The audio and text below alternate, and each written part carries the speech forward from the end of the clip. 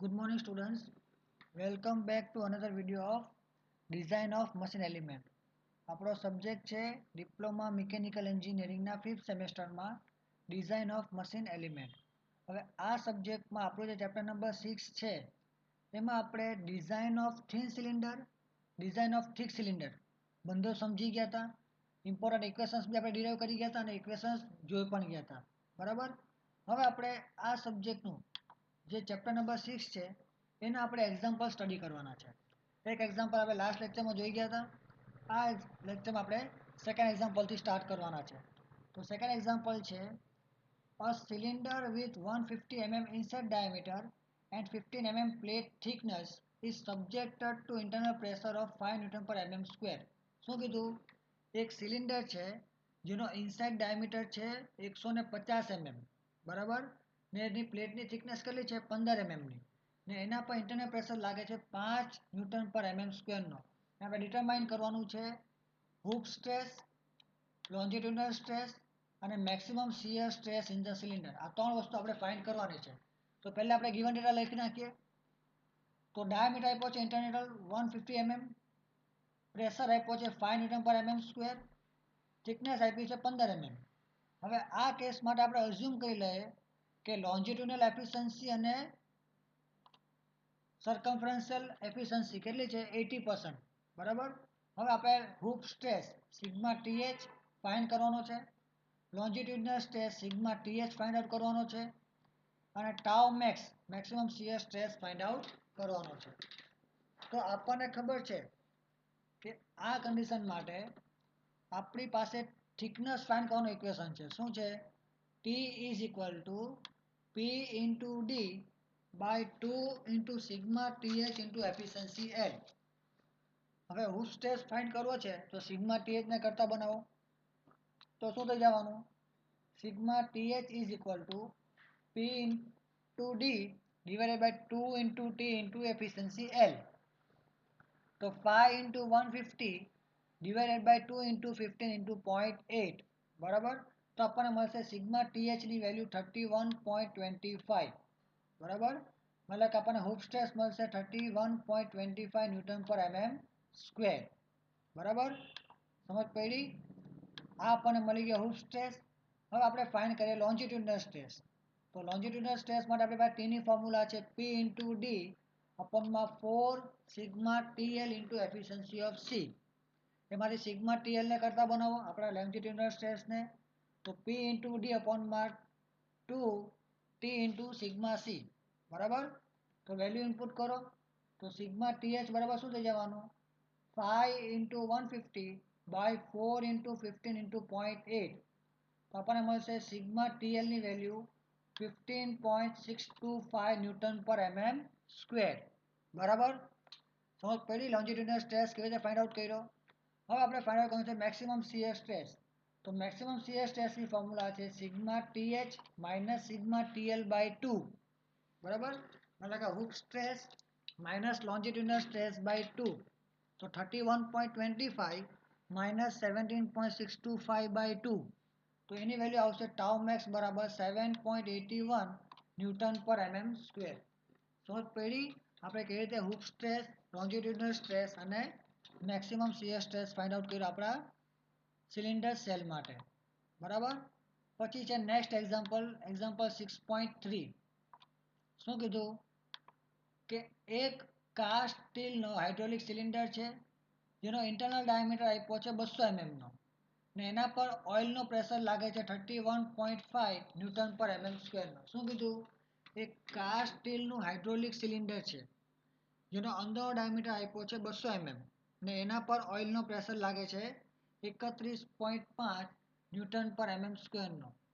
Determine the thickness of the shell for the maximum permissible hoop stress of 70 newton પર mm square.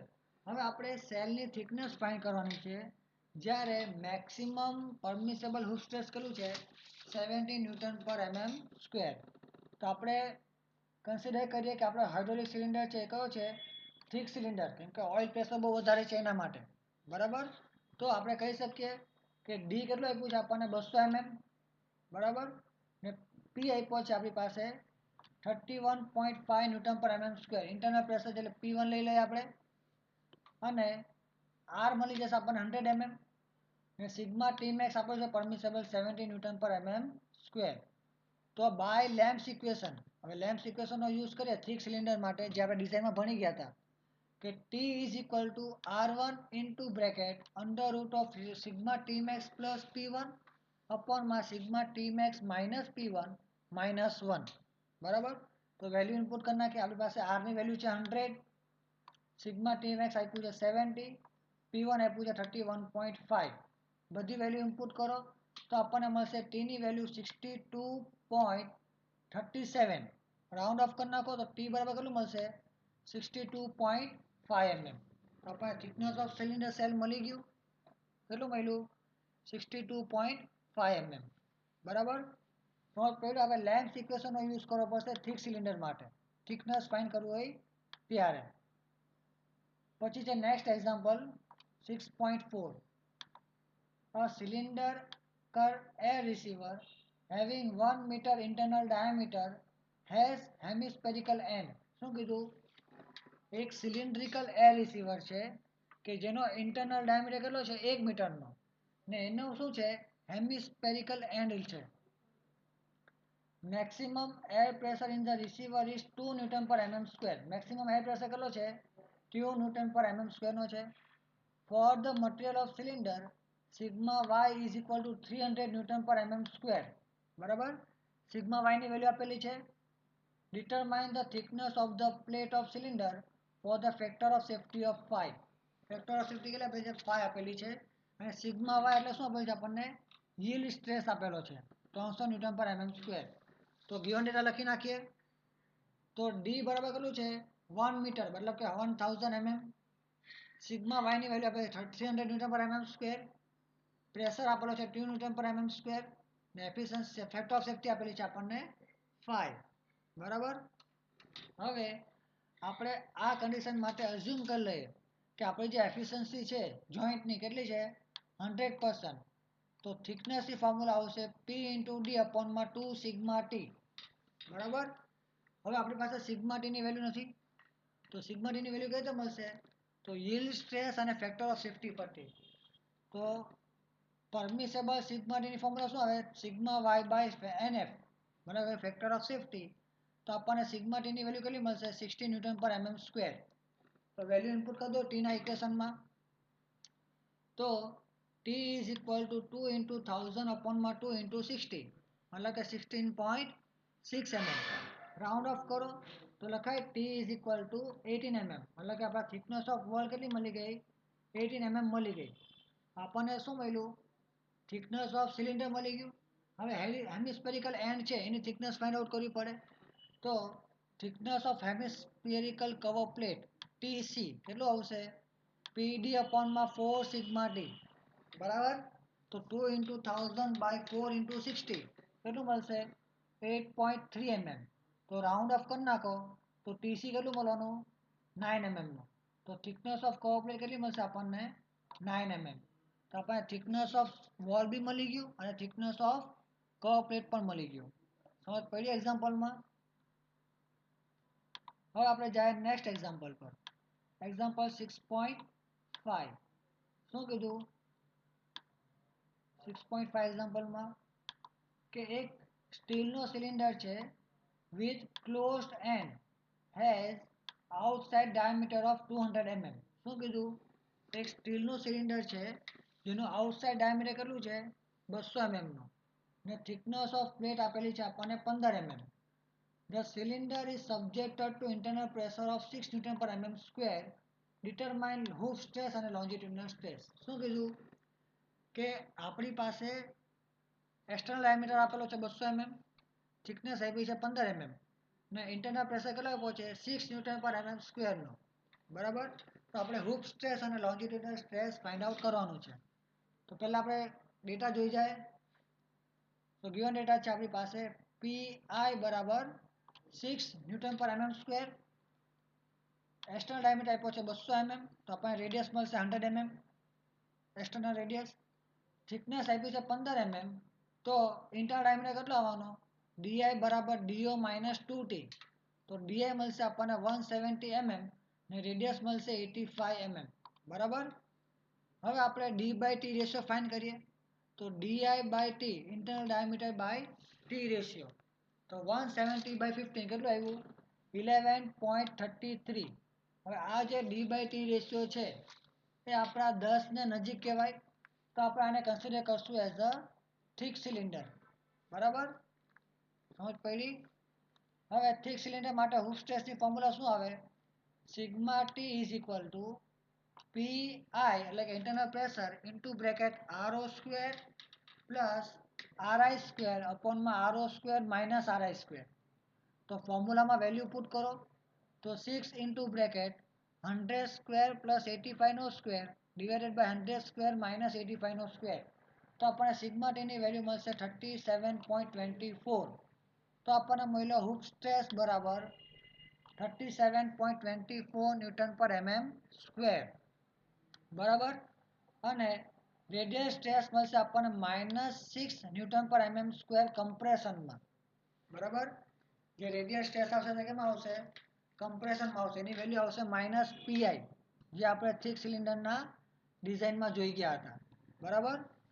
પછી આપણે find out કરીએ longitudinal stress, તો longitudinal stress માટે formula આવશે sigma L બરાબર π/4 DI square into PI અપોનમાં π/4 DO square minus DI square, મતલબ કે sigma L is equal to 170 નો સ્ક્વેર ઇન્ટુ 6 અપોનમાં 100 નો સ્ક્વેર માઇનસ 170 નો સ્ક્વેર, બરાબર.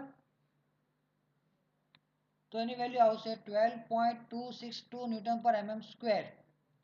તો લોન્જિટ્યુડિનલ સ્ટ્રેસ કેટલો મળ્યો આપણને? સિગ્મા એલ બરાબર 12.262 ન્યૂટન પર mm સ્ક્વેર, બરાબર. હવે આપણે જોઈ જાય નેક્સ્ટ એક્ઝામ્પલ 6.6. શું કીધું? A hydraulic accumulator cylinder has internal diameter of 400 mm and working pressure of water is 7 MPa. If the permissible stress for the cylinder material is 28 MPa, determine the thickness of the cylinder. શું કીધું? એક hydraulic અક્યુમ્યુલેટરનું cylinder છે કે જેનો internal diameter કેટલો આપેલો છે? 400 mm નો, ને એના અંદર મારું પાણીનું જે વર્કિંગ પ્રેશર છે કેટલું આવેલું છે? 7 MPa, મતલબ કે 7 મેગા પાસ્કલ, મતલબ કે 7 ન્યૂટન પર mm સ્ક્વેર, ને જેનું પરમિસેબલ સ્ટ્રેસ કેટલું આપેલું છે? 28 MPa, મતલબ કે 28 ન્યૂટન પર mm સ્ક્વેર. આપણે એની થિકનેસ ફાઇન્ડ આઉટ કરવાની છે. તો ડાયામીટર આપેલું છે 400 mm, મતલબ રેડિયસ મળશે 200 mm ની. પી આપેલો છે 7 ન્યૂટન પર mm સ્ક્વેર, ને પરમિસેબલ સ્ટ્રેસ આપેલું છે એ 28 ન્યૂટન પર mm સ્ક્વેર. આપણે થિકનેસ ફાઇન્ડ આઉટ કરવાની છે. તો considering accumulator cylinder as a thick cylinder, હવે આપણું જે એક્યુમ્યુલેટર છે એને થિક સિલિન્ડર આપણે કન્સિડર કરશું, બરાબર. તો થિકનેસની ફોર્મ્યુલા શું અને થિક સિલિન્ડર માટે? T is equal to R into bracket sigma T plus P અપોનમાં સિગ્મા ટી માઇનસ પી નો રૂટ -1. તો એની વેલ્યુ આવશે, આપણે વેલ્યુ ઇનપુટ કરો તો 58.19. રાઉન્ડ ઓફ કરી નાખો તો થિકનેસ ઓફ સિલિન્ડર કેટલું મળશે આપણને? 60 mm, બરાબર. સમજ પડી એક્ઝામ્પલમાં? પછી છે આપણો નેક્સ્ટ એક્ઝામ્પલ નંબર 6.7, બરાબર, જે આપણો લાસ્ટ એક્ઝામ્પલ છે સબ્જેક્ટનો ચેપ્ટરનો. તો શું કીધું એક્ઝામ્પલમાં? એક સ્ટીમ બોઇલરનું સેલ છે જેનો ઇન્ટરનલ ડાયામીટર આપેલો છે 1.2 મીટર, બરાબર, ને એના પર મેક્સિમમ સ્ટીમ પ્રેશર કેટલો છે? 0.7 ન્યૂટન પર mm સ્ક્વેરનો. Assumes factor of safety of 5 and efficiency of riveted joint of 70%. Determine the thickness of the boiler cell. Ultimate shear stress for cell material is 400 Newton per mm square. શું કીધું? એક બોઇલરનું cell છે steam બોઇલરનું કે જેનો diameter આપણને આપેલો છે 1.2 metre, ને એના પર પ્રેશર લાગે છે 0.7 ન્યૂટન પર mm સ્ક્વેરનો. આપણે ધારવાનું છે કે ફેક્ટર ઓફ સેફ્ટી 5 છે ને રિવેટેડ જોઈન્ટની એફિશિયન્સી આપણને આપે છે 70%. તો આપણે thickness of the boiler cell find out કરવાનું છે. ને આપણને અલ્ટિમેટ શિયર સ્ટ્રેસ આપેલું છે 400 ન્યૂટન પર mm સ્ક્વેર. તો આપણે પહેલા ગિવન ડેટા જોઈ જાય. સિગ્મા યુ આપેલું છે 400 ન્યૂટન પર mm square, factor of safety આપેલું છે 5, પ્રેશર આપેલું છે 0.7 ન્યૂટન પર mm સ્ક્વેર, અને ડાયામીટર આપેલો છે 1200 mm. એફિશિયન્સી આપેલી છે 0.70 આપણા રિવેટેડ જોઈન્ટ માટેની. તો પહેલાં આપણે પરમિસેબલ સ્ટ્રેસ ફાઇન્ડ આઉટ કરીએ. તો પરમિસેબલ સ્ટ્રેસની ફોર્મ્યુલા શું આવવાની? અલ્ટિમેટ સ્ટ્રેસ અપોનમાં ફેક્ટર ઓફ સેફ્ટી. તો આપણને મળશે સિગ્મા ટીની વેલ્યુ 80 ન્યૂટન પર mm સ્ક્વેર. બરાબર. હવે ટીની વેલ્યુ કેટલી આવવાની? તો T is equal to P into D અપોનમાં 2 sigma T into efficiency plus C. Plus C કેમ? કારણ કે આપણા બોઇલરમાં સ્ટીમ યુઝ કરવાના છે, એના કારણે કોરોઝન થાય. તો કોરોઝન અલાઉન્સ મૂકવાના છે આપણે 2.5 mm નો. તો વેલ્યુ ઇનપુટ કરો. તો ટી બરાબર 0.7 into 1200 divided by 2 into 80 into 0.7 into 2 plus 2.5. તો એની વેલ્યુ આવશે થિકનેસ ઓફ સેલ બરાબર 10 mm. બરાબર. સમજ પડી ગઈ આપણે કેવી રીતે થિકનેસ ફાઇન્ડ આઉટ કરી.